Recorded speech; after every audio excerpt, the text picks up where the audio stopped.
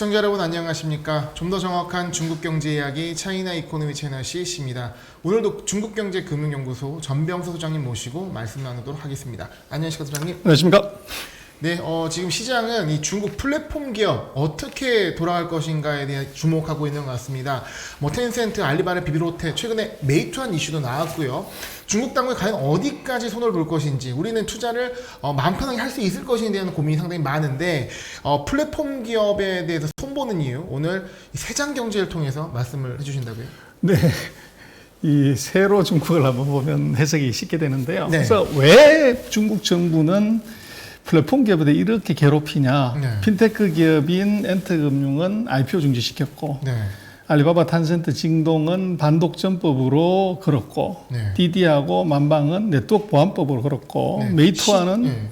또 이게 노동자 보호법으로 걸었어요. 그러니까 다 하나하나 다르기도 하고요. 이렇게 할 때마다 시장이 크게 요동을 치고 투자자, 특히 외국인 투자는 중국에서 못하겠다. 이게 부정적인 시각을 양산하게 되는데 왜 이럴까요?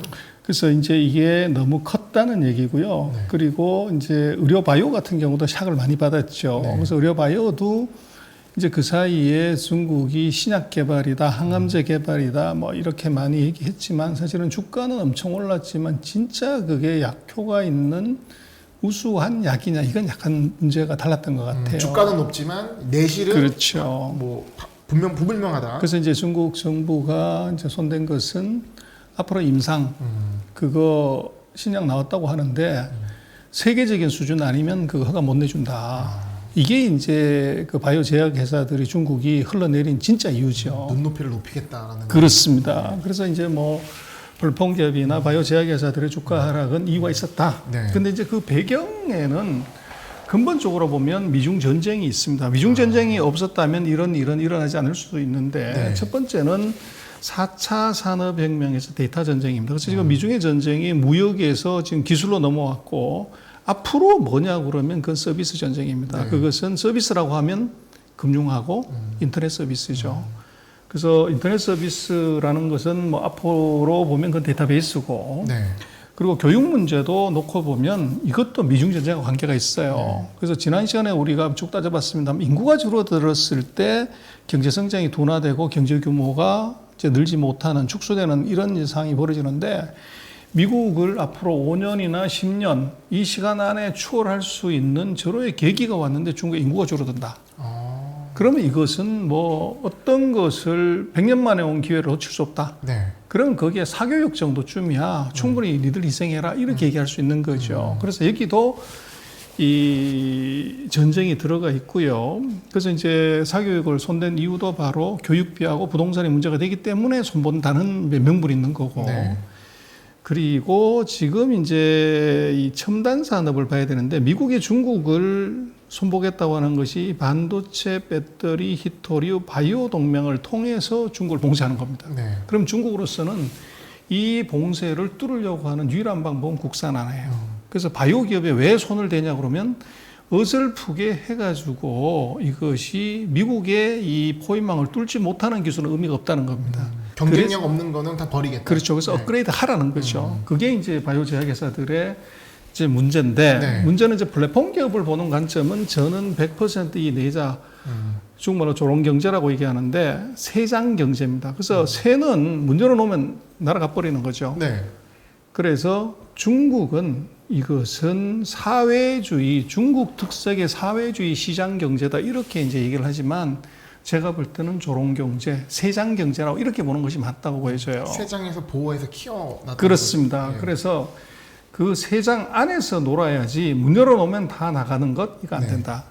그래서 이게 중요한데 이것은 이 1981년에 중국의 8대 혁명 원로, 중국을 건국하는데 중요한 공헌을 한 8명의 공신이 있는데 그 중에 한 명이 천윈이라고 있습니다. 네. 그래서 시진핑의 아버지 시중신 부총리도 중국의 8대 혁명 원로 중에 한 명인데 그 급의 유명한 사람이 천윈인데 이 사람이 바로 세장 경제론의 창시자입니다. 이게 이런 경제론이 주류 경제론도 있던 부분이에요. 그렇습니다. 네. 그래서 천윈은 무슨 얘기냐면 새를 손에 꽉 쥐면 죽고 이 문 열어놔 버리면 날아간다. 그래서 새는 기르되 새장 속에 넣어두고 길러야 된다. 이제 중국이 문화대혁명까지 겪고 엄청난 이제 혼란을 겪자 이게 등소평이 집권하면서 우리 개방해야 된다. 또 이제 민간기업 육성해야 된다. 이렇게 얘기를 하니까 이제 골수 사회주의자들, 이제 좌파들은 그 말도 안 된다. 네. 그래서 그때 등장한 이론이 바로 세장경제 이론입니다. 키워놓으면 나가버린다 이거죠. 네. 근데 이걸 이제 한 방에 그 세장경제론을 밟은 것이 바로 등소평의 남순강화입니다. 그래서 뭐 천안문 사태 같은 경우도 이제 이 문제가 생기면서 그 소위 말하는 천인이나 이제 야오 일인 뭐 이런 사람들이 사회주의 계획 경제를 신봉하는 사람들이 이제 권력을 잡으니까 이게 이제 사회주의로 돌아가면 또 그 대약진 운동처럼 못 살아가지고 굶어 죽은 사람이 생길 수가 있는 거죠. 네. 그래서 등소평, 후야오방, 짜오지ang 같은 이제 우파들이 이제 시장 열자. 그리고 사회주의 시스템을 손을 보는 걸로 가니까 이제 문제가 서로 치고받고 난리가 난 거죠. 근데 그거를 깨끗이 정리한 게 바로 등소평이 92년에 남순강화라고 남쪽을 베이징에서 출발해서 후베이성 우창, 광둥성 선전, 그리고 주하이, 상하이까지 돌아오면서 거기서 유명한 얘기들을 합니다. 이 개혁 개방이 그냥 순탄하게 이루어진 게 아니고 굉장히 박터진 싸움이 있었네요. 그럼요. 그건 체제를 부정하는 거니까. 그래서 우리가 누차 얘기했지만 중국이 사회주의냐 그럴 때 네. 앞뒤로 이제 뭐가 붙죠. 중국 특색의 사회주의인데 그 뒤편에 시장 경제가 붙어요. 그게 이제 말씀하신 것처럼 그 사이에 수많은 우여곡절을 이것을 논리를 세우려고 이건 중국 특색이야. 그래서 지난번에 우리 얘기를 했지만 사회주의는 이것은 공산주의는 서구에 공업이 발달된 나라에서 이 회사 사장님이 노동자를 착취하기 때문에 생긴 거 그걸 반대하는 것이 공산당이잖아요. 네. 근데 중국은 1920년대 공장이 없었어요. 농민들밖에 없었죠. 근데 그 공장이 없는데 이게 공산당이라는 것 자체가 자본가가 없었나. 안 맞는 거죠. 네. 근데 그것을 중국 특색, 그러면 중국은 노동자 플러스 농민의 당이다. 이렇게 갖다 붙인 거고, 사회주의는 뭐 지난번에 우리가 한번 체크해 봤습니다만은 이게 같이 생산해서 같이 나눠 먹는다고 하면 부자가 있다는 것도 웃기지만 그 부자가 전 세계 부자 랭킹 뭐 11등, 12등 한다는 건 정말 말이 안 되죠. 근데 그것이 중국 특색의 사회주의인데 그 뒤에 시장 경제가 같이 붙었다는 거예요. 그래서 이게 우여곡절이 있었다. 네. 그래서 중국이 지금 이제 하고 있는 건 뭐 기술이 없던 중국이 했던 것은 이제 죽을 동 살동 모르고서 뭘 한다는 생즉사 사즉생의 전략으로 온 건데 구조조정했다는 거죠. 첫 번째 뭐냐면 장사단완대라는 게 뱀한테 물리면 독이 퍼지잖아요. 네. 가만두면 온몸으로 그걸 퍼지니까 손을 잘라버려, 팔을 잘라버려. 팔을 자르고서 살아남는다. 이게 구조조정입니다. 투자계에서는 손절이라고 뜻. 바로 그겁니다. 두 번째가 정말 저주创新 그런데 자주 이제 혁신입니다. 스스로 기술을 확보하는 거죠. 요게 이제 중국이 구조조정하고 하는 건데 문제는 이렇게 해서 독자적인 기술 갖고 크면 어떻게 되냐? 그러면 이제 날아가려고 그러는 거죠. 그래서 이제 중국 그 관리하고 통제하는 쪽에서는 저런 경제 세장에서 세가 구조조정해서 날아가지 않게끔 하는 방법. 그리고 이제 이 새가 빌빌거린단 말이에요. 살아있긴 하지만. 그래서 하는 방법이 이게 등농환조. 세 장을 바꾸어서 세 장에 새를 바꿔버리는 거죠. 네. 그래서 어떤 새냐. 적게 먹지만 알은 많이 낳고 높이 나는 준조 같은 기업을 키우고 불러들인다. 그래서 이게 대표적인 게 이제 광동성이에요. 광동성에 뭐 예전에 본 전자부품 무슨 인건비 많이 쓰려는 건데 지금 광동 가보면 그런 기업 싹 다 없어졌고 전부 이제 드론, 로보트, 인터넷 뭐 이런 거죠. 네. 그게 바로 이 세장 안에 새를 바꾼 겁니다. 그리고 봉황열반. 그래서 봉황은 불 속에서 이제 향나무 가지를 태워가지고 자기를 불살라가지고 다시 태어난다는 거. 그게 이제 욕화중생입니다. 약간 좀 오글거리는 지금 없잖아요. 있는 그렇습니다. 그래서 이게 결국은 등롱환조, 이 봉황열반, 욕화중생 이게 이제 세장경제의 이론인데 결국은 중국은 1차적으로 안 되면 새를 바꾸는 겁니다. 그래서 알리바바가 아니면 탄센트로 가는 거고 탄센트가 아니면 징동으로 바꾸는 거죠. 그래서 이 새를 바꾸는 것 그리고 이 새가 봉황이 되게끔 도와주는 것. 단 그 새는 이 세 장 밖으로 나가면 안 된다. 그 안에서 봉황이 되든지 뭐 독수리가 되든지 그건 오케이. 그래서 그게 이제 이 중국의 전략이고. 네. 그래서 이게 사례는 뭐가 있냐면 등록 환자는 방금 말씀드렸던 것처럼 왕양, 마카이, 후추나 이런 사람들이 바로 했던 게 구조개에 간 사람들이 등록 환자입니다. 대표적인 게 바로 왕양하고 후추나입니다. 그래서 이 노동 집약적인 저부하 가치 산업의 광동성을 지금처럼 첨단 단지로 바꾼 것은 왕양, 후추나 역할입니다. 네. 근데 후추나 같은 경우는 사실은 왕양한테 이어받은 다음번에 거의 지금 뭐 인터넷 모바일 산업에서는 중국이 미국에 뒤지지 않을 정도로 올라간 거죠. 그건 후추나의 덕입니다. 5년 동안 이 광동성을 이제 통치를 하면서 업그레이드를 확 시킨 거죠. 그래서 정말 용됐네 이렇게 얘기할 때 사실은 알리바바 탄센터가 뭐 10년, 15년 전만 해도 뭐 한국 기업들한테 사실은 명함도 못 내던 회사인데 네. 확 올라온 거죠. 굉장히 빠른 성장을. 그게 바로 이제 봉황열반. 그래서 광동과 심천의 세를 바꾸는데 그치지 않고 낙후된 세를 봉황으로 전환시킨 거. 광동과 심천을 중국의 실리콘밸리로 바꾼 거죠. 네. 그래서 지금 중국의 인터넷 기업 알리바바, 탄센트, 징동, 메이투안 다가 그 분야에서 세계에서 뭐 탑 레벨에 올라가 있습니다. 네. 그래서 이것은 이미 커졌던 거죠. 그래서 그대로 두면 어떻게 되냐? 이제 미국으로 가가지고 날아가 버릴 수 있다는 거죠. 그래서 바로 세장 경제 이론이 등장하게 되는 것이고, 그래서 이제 지금 얼마나 크냐를 보면 세장을 벗어났냐를 보면 지금 전 세계 20대 인터넷 기업 중에서 9개가 중국 기업입니다. 2018년 기준으로. 그래서 2021년에는 이보다 더 늘어났을 수밖에 없죠. 절반이네요. 그렇죠. 예. 세계 20대 중에서. 그래서 이게 이제 세장을 벗어날 수 있는 가능성이 이미 있었던 거고, 시가총액으로 보더라도 뭐 9등, 11등 이게 이제 중국 기업입니다.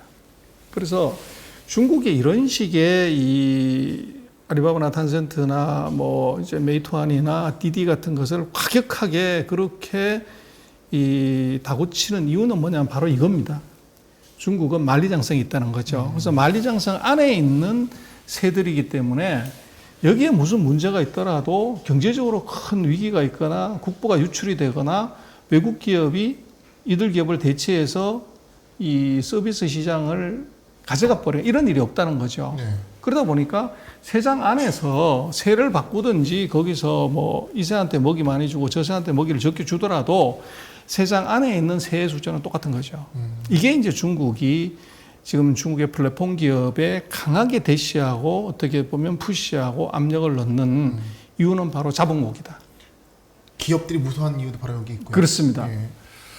그래서 앞으로 이제 중국의 플랫폼 기업들은 어떻게 되냐 그러면 제가 볼 때는 잘 봐야 되는 것은 등록 환조입니다. 네. 그래서 지금 마윈에 대해서 국유화를 한다, 알리바바를. 그리고 마윈이 재산을 헌납한다. 네. 뭐 실종이 됐다. 이런 얘기 많이 나왔잖아요. 그렇죠. 네. 근데 놓고 보면 실종이 됐냐. 2달 뒤에 여전히 나와서 골프 치고 뭐 회의에 나왔고 재산 헌납에 관한 얘기도 한국의 뭐 유튜브나 언론에 숨없이 나왔지만 그것도 이제 중국을 우리가 자세히 몰랐었는데 마윈 지분이 4%밖에 안 돼요. 국가가 4% 받아가지고 그거 재산 헌납이라고 할 수 있나요? 그리고 4%가 국유화가 안 되잖아요. 네. 그러나 중국은 지금 무슨 얘기를 하냐 그러면 이 세를 바꿀 수는 있다는 거죠. 그래서 이미 플랫폼이 만들어졌기 때문에 플랫폼의 주인을 바꿀 수 있는 가능성. 근데 그 플랫폼의 주인은 어떻게 보면 먹이는 적게 먹고 알은 많이 낳는. 이제 그게 있다고 그러면 설사 그게 알리바바들도 교체될 수 있는 위험이 있는 거죠.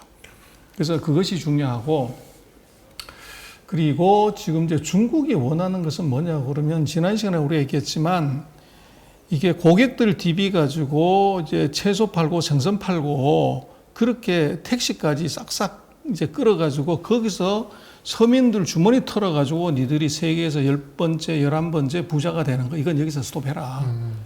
그리고 제발 좀 봐라. 뭘 보라냐면 봉황열반 하라는 게 네. 제프 베조스입니다. 민간 기업이 우주선 만들어가지고 날리고 우주여행하고 화성에까지 가겠다고 하는 거. 네. 이런 거를 니들 중국의 플랫폼 기업들이 하라는 거죠. 이게 이제 중국의 공산당의 요구사항입니다. 네. 그래서 그렇게 놓고 보면 최근에 이제 그런 루머가 나왔습니다만은 그게 중국의 칭화대학의 이제 자회사인 칭화인후그룹이 부도가 났고 그 부도를 이제 막고 새로운 주인을 찾아주는 데 있어서 알리바바가 거기다가 돈을 넣겠다는 썰이 있는 겁니다. 네. 그게 이제 예를 들면 니들 지금 플랫폼 기업에서 서민들의 코묻은 돈 벌어가지고 떼돈 번 거 이제는 더 이상 거기서 서로 경쟁하고 치고받고 이런 어설픈 짓 하지 말고 앞으로 중국이 가야 되는 4차 산업혁명 미중 전쟁에서 가장 중요한 반도체를 국산하는데 거기다 기여해라. 이제 이런 시그널이 사실은 들어간 돈 거죠. 버는 데면 혈안되지 말고 기여를 해라. 그렇죠. 네. 근데 그 기여가 이것이 뭐 국가에다 자산 헌납하라는 것이 아니고 이것이 국가가 필요한 기술, 산업, 네. 제품에다가 거기다가 투자하고 개발하고 거기서 성과를 내라는 거죠. 이게 이제 중국이 바라보는 단 정부의 이 세장 안에서. 네. 그래서 그렇게 해석을 하면 최근에 벌어졌던 중국의 뭐 7개월 동안 있었던 플랫폼 기업의 수많은 사건들은 이 세장 경제로 보면 답이 나오게 됩니다. 플랫폼 기업들이 그 세장 안에서 잘 컸는데, 굉장히 컸는데, 지금 현 상황에서는 바꿀 수도 있는 그렇습니다. 것을 염두에 두고, 그 세장 안에서 시키는 대로, 그렇죠. 그리고 어떤 돈 버는 놈이 혈안돼서 하지 말라라는 부분들이 그렇습니다. 그래서 교육 기업들을 제재하는 네. 명분이 뭐냐 그러면 사교육의 폐해를 얘기를 하는데 그게 아주 중요한 시그널이 비영리 법인화를 하라는 거죠. 네.